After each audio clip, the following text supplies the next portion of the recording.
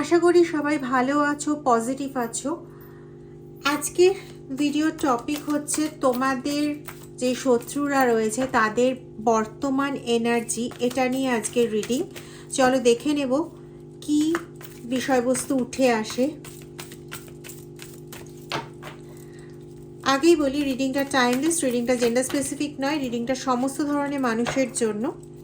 যতটা ম্যাচ করবে প্লিজ ততটা নেবে, বাকিটা অন্যদের জন্য ছেড়ে দিও প্লিজ, কারণ এটা জেনারেল কালেকটিভ কমন রিডিং। কেমন? এটা একটু প্লিজ মাথায় রেখো। তোমরা অনেক অনেক ভালোবাসা দিচ্ছ, অনেক শেয়ার করছো, অনেকভাবে রেসপন্স করছো, তার জন্য আমি আন্তরিকভাবে তোমাদের কাছে কৃতজ্ঞ।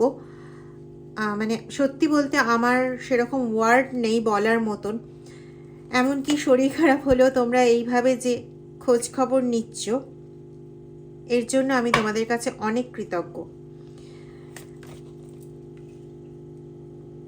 শত্রু এই মুহূর্তেও যে চেষ্টাটা করে চলেছে না, কন্টিনিউ তোমাকে ডাউন করার একটা চেষ্টা তার মধ্যে রয়েছে, এবং সে প্রত্যেকটা মুহূর্তে যাকে ডাউন করতে চাইছে, প্রত্যেকটা মুহূর্তে যাকে ডাউন করতে চাইছে সেই লোকটাকে ডাউন করতে পারছে ঠিকই, কিন্তু ও বাধাও পাচ্ছে।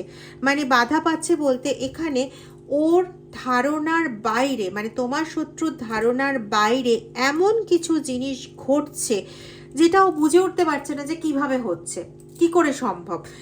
কিন্তু কোনো না কোনোভাবে না, প্রত্যেকটা মানুষ এখন, বিশেষ করে তারা যারা মোটামুটি তোমার এই শত্রুর বশবর্তী হয়েছিল, এখানে বেশিরভাগ ক্ষেত্রেই পাচ্ছি এই শত্রু তোমাদের ইনলস হাউসেরই কেউ, ফিমেল এনার্জি বেশি পাচ্ছি। কেউ কেউ আছে যারা স্বামী স্ত্রী দুজন মিলেই এরকম ধরনের কাজ করে থাকে, মানে বিভিন্ন জায়গায় যাওয়া, মানুষের জন্য ক্ষতিকারক কাজ করা, কারোর মাটির মধ্যে কোনো কালো পাথর রাখা হয়েছে, খুব ছোট কালো পাথর, যেটাকে হয়তো এমনি মাটির মধ্যে থাকা পাথর বলে মানে ভেবে নেওয়া হতে পারে, নর্মাল ব্যাপার বলে। তো এরকম ধরনের কিছু করার চেষ্টা করেছে, এবং সবচেয়ে বড় কথা, এরা না প্রচণ্ড সাতির দিমাগে, প্রচণ্ড মানে ধরা, মানে কোনো কাজ করছে তো তার আগে এদের ইন্টেনশনটা হচ্ছে যে আমাকে কেউ ধরতে পারবে না, তো আমাকে কেউ চট করে ক্ল্যারিফাই করতে পারবে না যে আমি এই ধরনের কাজটা করেছি। এবং এই করে করে এরা সব সময় না একটা এরকম টার্গেট নিয়ে বসে থাকে যে তোমার সঙ্গে আরেকজনের ঝামেলা লাগিয়ে দিয়ে, ধরো তোমার সঙ্গে তোমার পার্টনারের ঝামেলা লাগিয়ে দিয়ে নিজে সেখান থেকে মুনাফা অর্জন করব, এরকম ধরনের ক্রাইটেরিয়ার মানুষের। বিশেষ করে তার মানসিক শান্তি পাওয়াটা হচ্ছে তার সবচেয়ে বড় ক্রাইটেরিয়া। মানে তার জীবনে মানসিক শান্তি বলে কিছু নেই। সবার জীবনে একটা মানে এই থান্ডারবোল্ট টাইপের একটা এনার্জি ক্রিয়েট করে দিয়ে যে তুমি সবসময় তেলে বেগুনে জ্বলতে থাকো, আমি একটু মজা পাই। কি করবে, নিজের জীবনে শান্তি না থাকলে অন্যের জীবনে দুঃখ দিয়ে শান্তি সই, এরকম এদের ব্যাপার। এবং এরা না প্রচণ্ড মরাল ভ্যালু অনুযায়ী কথা বলে, মানে এমনভাবে কথা বলবে যেন এরা কোনো দিন কোনো ভুল কাজ করা, ধুর, ভুল কাজ এরা করতেই পারে না। এত মরাল ভ্যালুস যাদের মধ্যে রয়েছে, তারা আবার কোনোদিন ভুল কাজ করতে পারে। এরকম করে করেই কিন্তু মানুষকে তোমার এগেনস্টে উস্কেছিল।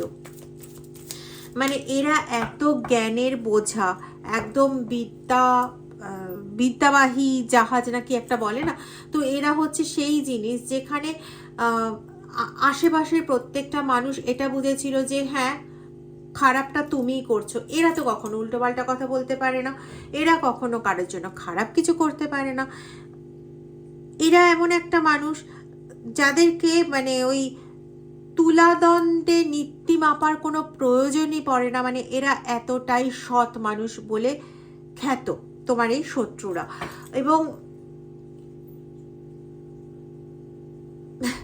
এমন একটা পরিস্থিতি এরা সৃষ্টি করে রেখেছে না, যেখানে তুমি ধরো চেঁচিয়ে বলে গেলে পরেও এদের মানে ওরা কোনোদিন তোমার কথা শুনতে আসেনি যে তুমি ঠিক ছিলে বা তুমি ঠিক, এটা তোমার কথা শুনতেই আসেনি। তুমি ধরো কাউকে বুঝিয়ে বলতে গেছো, তোমাকে ভুলভাল কথাবার্তা বলছে, হ্যাঁ হ্যাঁ ঠিক আছে ঠিক আছে, এরকম কত সত্য লোক দেখে নিয়েছি, এরকম ধরনের কথাবার্তা তোমাকে শুনতে হয়েছে। এবার এখন এই এই যে শত্রুরা, এরা হচ্ছে নিজেদের উদ্দেশ্য পূরণ করতেই ব্যস্ত সব সময়ের জন্য। তো এরা তোমার থেকে যখন নিজেদের আনন্দটা পেয়ে গেছে, এদের আনন্দ পাওয়ার নেশা হচ্ছে সাংঘাতিক সাংঘাতিক নেশা। মানে লোকের শোনা যায় যে লটারি কেনার নেশা থাকে, জুয়ার নেশা থাকে, এটা নেশা থাকে, ওটার নেশা থাকে। এদের নেশা হচ্ছে মানুষকে কষ্টতে থাকতে দেখা। আর টিপিক্যাল মেন্টালিটির মানুষেরা, মানে তুমি সবসময় খুঁজে গেছো যে কেন এরকম করছে, এ কেন এরকম করছে, এই সম্পত্তির জন্য করছে, এটা তো এরকম কোনো ব্যাপার নেই, এ কি এটার জন্য করছে, ওটা ওরকম কোনো ব্যাপার নেই। কিন্তু তোমরা বুঝতেই পারোনি ওর মেন ইন্টেনশন হচ্ছে তুমি কষ্টতে থাকো। এটা তুমি বলে না, তোমাকে কষ্ট দিয়ে ও স্যাটিসফাই হয়ে গেছে, এবার তোমার বাচ্চা তাকে কষ্ট দিয়ে স্যাটিসফাই হয়ে গেছে, ওর মন আনন্দিত হয়ে গেছে, আরেকটা লোককে ধরলো, আরেকটা লোকের পুরো ফ্যামিলিটা উজাড় করে দিয়ে আরেকটা লোককে, এইরকম হচ্ছে এদের মেন্টালিটি।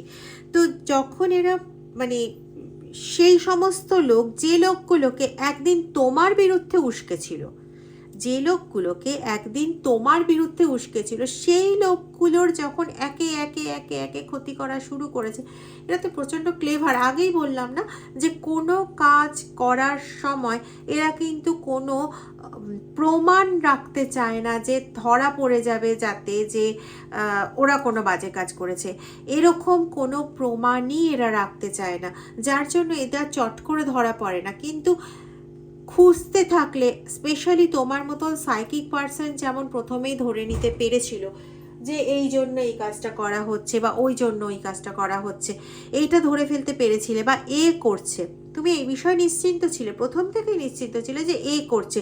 তুমি অনেককে বোঝাতেও চেয়েছিলে, কেউ বুঝতে চায়নি, কারণ ও বাকিদেরকে পুরোপুরি নিজের বশে করে রেখেছিল বা রেখেছে। এখন যারা মানে বাঁশটা খেয়ে গেছে, তারা এখন বুঝতে পারছে। বাঁশটা প্রথম দিকে যখন খেতে শুরু করেছিল তখনও তারা বুঝতে পারেনি। এখন যখন বাঁশে বাঁশে মানে বংশকীর্ণ হয়ে গেছে আর কি, তখন এরা খুব ভালো মতন বুঝতে পারছে হোয়াট হ্যাপেন, কি হয়েছে, কি হতে পারতো সেটা না, কি হচ্ছে সেটা ওরা বুঝতে পারছে এবং কে করছে। এবং এখন ওদের কাছে ক্লিয়ার যে আরে হ্যাঁ, তুমি তো একদিন ঠিকই বলেছিলে, সেদিন যদি তোমার কথা, এখন ওরা আক্ষেপও করছে যে সেদিন যদি তোমার কথাটা বিশ্বাস করে নিত, তাহলে পরে আজকে হয়তো এদের এই ভয়ানক দিনের সম্মুখীন হতে হতো না। একদম দেখো, এরা সমস্ত রকম পসিবিলিটি খুঁজে বেড়ায়। এক কথায় বলা যায় এরা ভীষণ পরিমাণে মানে সুযোগ সন্ধানী টাইপের পার্সন, এরকম কিন্তু এদেরকে খুব ভালোভাবে বলা যায়। যে কোনো মানে একদম শকুনের চোখ, আমরা জানি তো শকুনের চোখ সবসময় ভাগাড়ের দিকে থাকে, তো শকুনের চোখ এদের একদম অনেক দূর থেকে এরা বুঝে নিতে পারে, আরে এখান থেকে তো আমি আমার মোটিভ পূর্ণ করতে পারি, আরে এখান থেকে তো আমি আমার উদ্দেশ্য পূর্ণ করতে পারবো, এখান থেকে তো আমি সাকসেস পেতে পারি। তো এই রকম জায়গাগুলোকে ওরা ঠিক বুঝে নেয়, টার্গেট করে, নিজে যাতে ধরা না পড়ে সমস্ত রকম একদম আট ঘাট বেঁধে সেই জায়গাটাতে নামার চেষ্টা করে, এবং ততক্ষণ পর্যন্ত শোষণ করে যায় যতক্ষণ পর্যন্ত না সেইভাবে একটা বড় সড়ো ধাক্কা খায়। এটাকে তো ধাক্কা খায়, তোমার থেকেও ধাক্কা খেয়েছে। কি তুমি ঈশ্বরের শরণাপন্ন হয়ে রয়েছো, সে যে ধর্মেরই হও না কেন, তুমি ঈশ্বরের শরণাপন্ন হয়ে রয়েছো এবং তোমার চারিদিকে একটা প্রোটেকশনের বেল্ট তৈরি করে দিয়েছে তোমার ঈশ্বর নিজে। এবং এটা করে দেওয়াতে ও আঘাত তো করছিল, ততদিন আঘাত করতে পেরেছে যতদিন পর্যন্ত না তারই এগেনস্টে একটা বড় সড়ো জায়গা তৈরি হয়ে গেছে যে এবার তুমি যদি কিছু করতে আসো ব্যাকফায়ারিং হবে।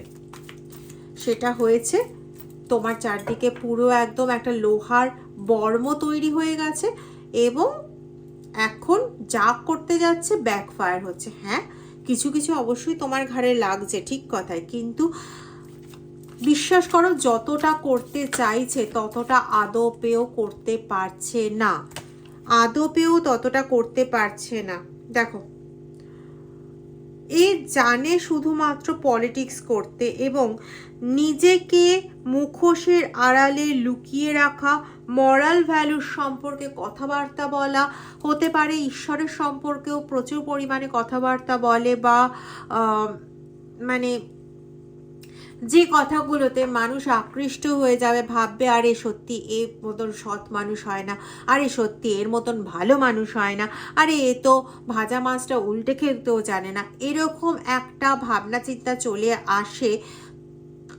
মানে এই রকম ধরনের কথাবার্তা বলতে, মানুষকে পকাতে খুব ভালো পারে এবং এই সেটাই করে। কিন্তু এই পলিটিক্সের মানে একদম একটা সাতির দিমাকের পার্সন, এবং এই মুখোশের আড়ালে নিজে থেকে সমস্ত রকম ঘোটালা পাকিয়ে যাবে এবং দোষটা পড়বে তোমার দিকে।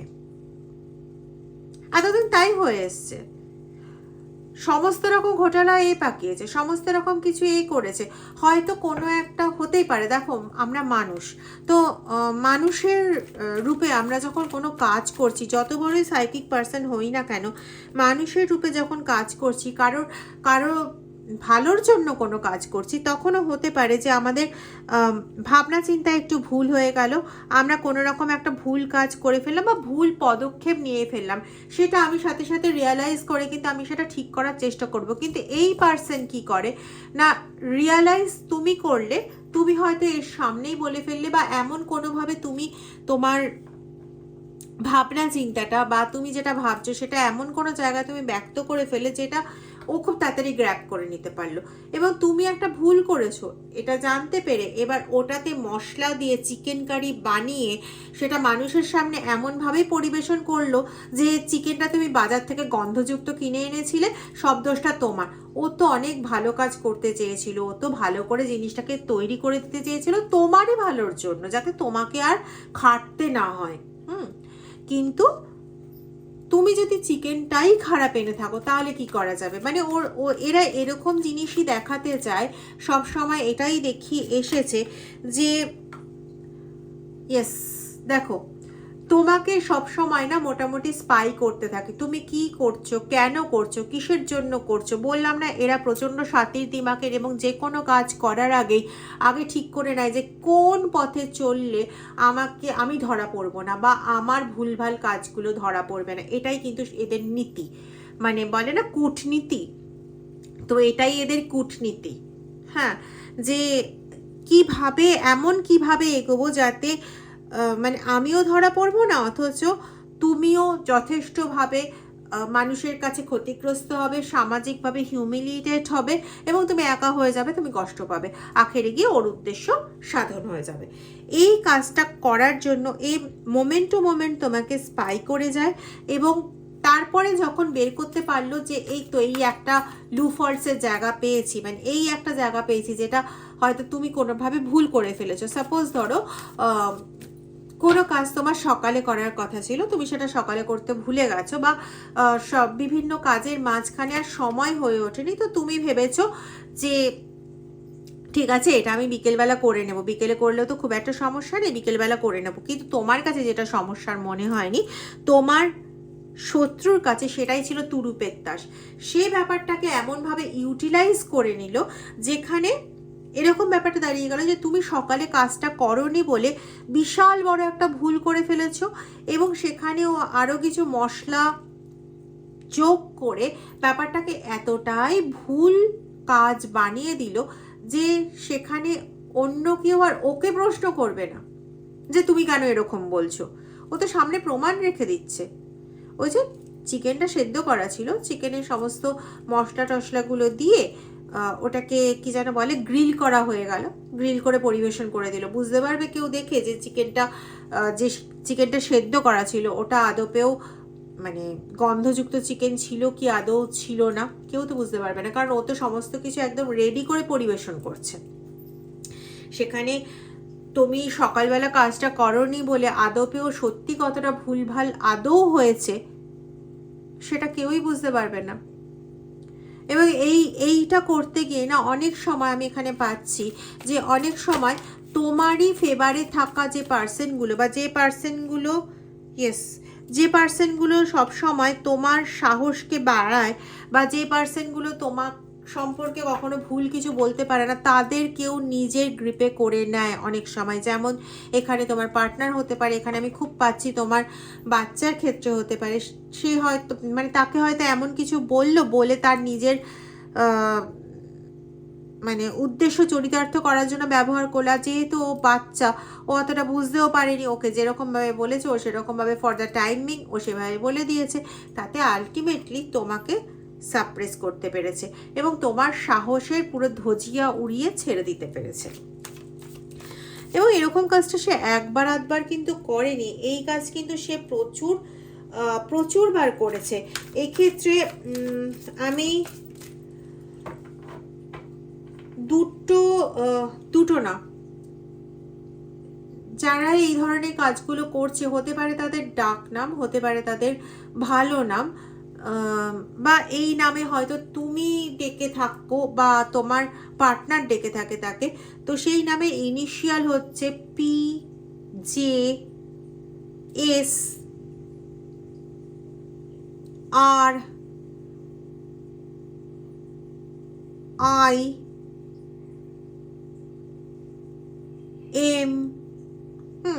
এগুলো মিডিল নেমেরও কিন্তু ফার্স্ট লেটার মানে ইনিশিয়াল লেটার হতে পারে, ঠিক আছে।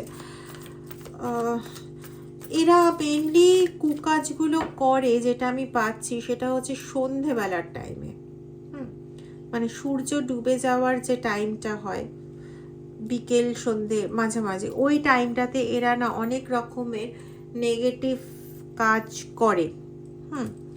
একটা খুব পাচ্ছি যে একটা হাত এরকম মাটি খুঁড়ে তার মধ্যে একটা কালো পাথর রাখছে, জানি না কার ক্ষেত্রে, এবং আরেকটা রসুন পাচ্ছি, রসুন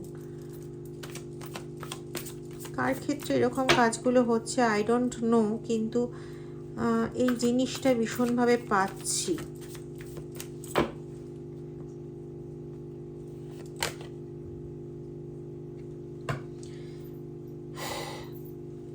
এমন সিচুয়েশন ক্রিয়েট করে রাখা হয়েছে, এটা একদিন আধদিনের ব্যাপার নয়, এমন সিচুয়েশন ক্রিয়েট করে রাখা হয়েছে যেখানে তুমি বুঝতে পারছো অ্যাকচুয়ালি কি ঘটছে তোমার সাথে, কিন্তু তুমি কাউকে বোঝাতেও পারছো না এবং কেউ বুঝতেও পারছে না।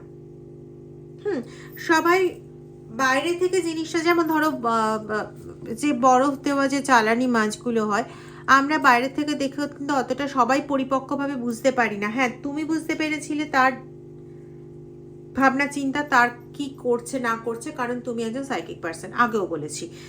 কিন্তু এক্ষেত্রে এমন একটা ব্যাপার যে এই যে বলছিলাম না যে বরফে চাপা দিয়ে একটা মাছকে অনেকদিন ঠিকঠাক রাখা যায়, কিন্তু সেটা ঠিক কতদিনের পুরনো এটা খুব বিচক্ষণ ব্যক্তি ছাড়া কিন্তু বোঝা সম্ভব নয়, কারণ দেখে তো বোঝা যাবে না। তো মানে এ হচ্ছে তোমার অবস্থা ওরকম করে ছেড়েছে, খুব বিচক্ষণ ব্যক্তি না হলে বুঝতে পারবে না, অথবা যতক্ষণ না নিজে এই দশায় এসে পড়ছে ততক্ষণ পর্যন্ত বুঝতে পারবে না যে অ্যাকচুয়ালি তোমার কি হাল ছিল বা কি হাল হয়ে রয়েছে। তো এরা অ্যাকচুয়ালি না প্রচণ্ড নোংরা ভাবে ষড়যন্ত্র করে থাকে। এদের ষড়যন্ত্রের পথ কেন আমি নোংরা বলছি, এক তো হচ্ছে এরা নিজেরা যে কাজ করে তার জন্য কখনো নিজেরা দায় নিতে চায় না, দায়টা ঠেলে দিতে চায়, একদম ডেফিনিট দায়টা ঠেলে দিতে চায় তোমার ওপর, বা যাকে ওরা ঠিক করেছে যে একে খারাপ মানুষে পরিণত করব তার ওপর কমপ্লিটলি দায়টা ঠেলে দেয়। এবং সেই সময় এদেরকে কিন্তু কেউ সঠিকভাবে বুঝতেও পারে না যে এরা অ্যাকচুয়ালি কি করছে। এটা দ্বিতীয় হচ্ছে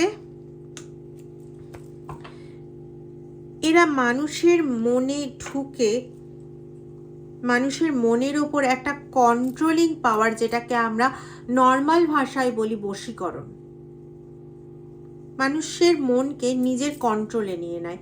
সেটা কিন্তু এমন নয় যে সবাই তান্ত্রিক মৌলবি দিয়েই করছে, এটা কিন্তু নয়। এরা নিজেদের কথার দ্বারা হিপনোটাইজ করতে জানে, ফর দ্য টাইমিং এরা হিপনোটাইজ করে নেয় এবং রেগুলার একটা ইন্টারভেলে এরা মোটামুটি কানেকশন রেখে যায় বা তোমার সঙ্গে কোনোভাবে সাইকোলজিক্যাল কানেকশন করে নিয়ে ওরা তোমাকে হিপনোটাইজ করে যাচ্ছে, এবং তুমি মনে করছো যে হ্যাঁ ও তো একদম যা বলছে ঠিক বলছে, অমৃতবাণী যা বলছে ঠিক বলছে। তোমার সঙ্গে কিন্তু এই জিনিসটাই হয়েছে, বারবার বলছি।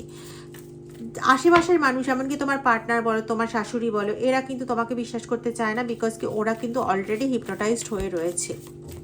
হতে পারে বাড়ির অন্য কোনো বউ বা অন্য কোনো ভাই।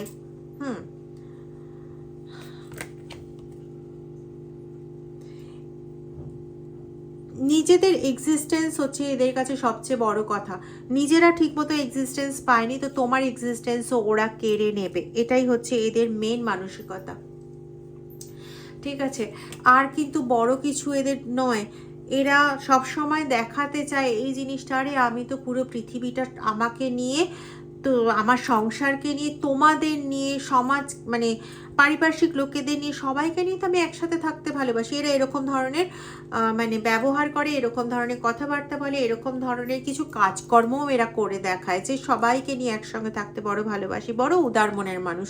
কিন্তু আদপে কতটা নিকৃষ্ট মনের মানুষ, কতটা ষড়যন্ত্রের জালবোনা মানুষ, সেটা তুমি তো প্রথম থেকেই বুঝছিলে। এখন তোমার চারপাশের লোকজনও বুঝছে, কারণ তারাও কিন্তু তার শিকার হয়েছে, তাদেরকেও সে ওইভাবে ক্ষতিগ্রস্ত করেছে। হতে পারে যে এরকম মানে খুব এরকম এত মানে বোকা কাঁচা কাজ এরা করে না, যে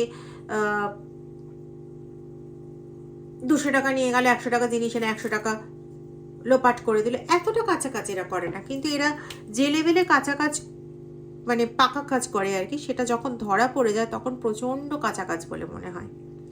এটাই ঘটছে। আর ওরা এখন নিজেরা যেহেতু এর শিকার হয়ে গেছে, সেজন্য এরা এখন বুঝতে পারছে যে কিভাবে চক্রান্ত করে ফ্যামিলি থেকে বিচ্ছিন্ন করার, বা আরও 5টা বন্ধুর গ্রুপ থেকে সরিয়ে দেওয়ার, মানে গ্রুপটাকে পুরো তছনছ করে দেওয়ার জন্য এরা যে কত বড় ক্যাটালিস্ট হিসেবে কাজ করছে, সেটা খুব ভালো মতন সমস্ত মানুষ বুঝতে পারছে। এবং এরা যে কত বড় ষড়যন্ত্রের জাল বনে বা কত মানে নোংরা ক্যাটাগরির ষড়যন্ত্র করে, এটাও এরা খুব ভালো মতন বুঝতে পারছে, খুব ভালো মতন।